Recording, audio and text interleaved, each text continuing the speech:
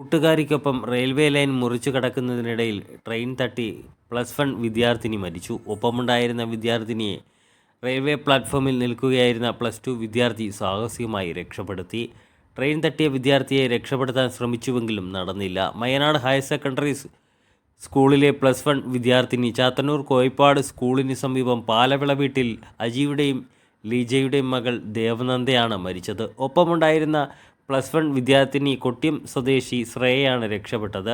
ബുധനാഴ്ച വൈകിട്ട് 4:25ഓടെ മയ്യനാട് റെയിൽവേ സ്റ്റേഷനിൽ കൊല്ലം ഭാഗത്തെ 2-ാം നമ്പർ പ്ലാറ്റ്ഫോം ആരംഭിക്കുന്ന സ്ഥലത്തായിരുന്നു സംഭവം.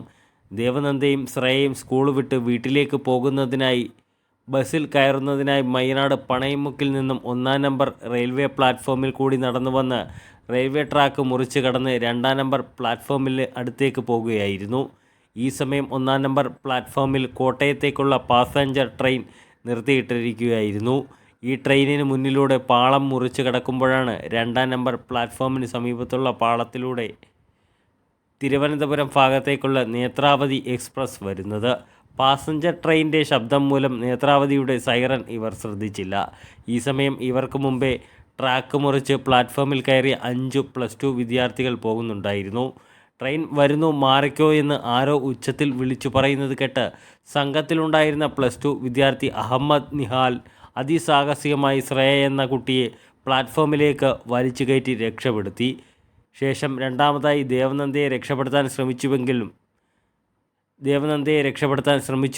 ദേവനന്ദയുടെ കയ്യിലുണ്ടായിരുന്ന ബാഗിൻ്റെ ഭാരം മൂലം രണ്ടാമതായി ദേവനന്ദയെ രക്ഷപ്പെടുത്താൻ ശ്രമിച്ചുവെങ്കിലും ദേവനന്ദയുടെ കയ്യിലുണ്ടായിരുന്ന ബാഗിൻ്റെ ഭാരം മൂലം കയറ്റാൻ കഴിയാതെ വന്നതോടെ ദേവനന്ദയെ ട്രെയിൻ ഇടിച്ചു തെറിപ്പിക്കുകയായിരുന്നു. സംഭവം അറിഞ്ഞ് ഇരവിപുരം പോലീസും RPFും സ്ഥലത്തെത്തി. ദേവനന്ദയുടെ മൃതദേഹം പാരിപ്പള്ളി സർക്കാർ മെഡിക്കൽ കോളേജിലേക്ക് മാറ്റി. മാതാവ് വിദേശത്തായതിനാൽ ദേവനന്ദയും സഹോദരി ദേവപ്രിയയും അമ്മൂമ്മയോടൊപ്പമായിരുന്നു താമസം. സംഭവം അറിഞ്ഞ് അധ്യാപകരും വിദ്യാർത്ഥികളും നാട്ടുകാരുമടക്കം വൻ ജനാവലി റെയിൽവേ പ്ലാറ്റ്ഫോമിൽ എത്തിയിരുന്നു.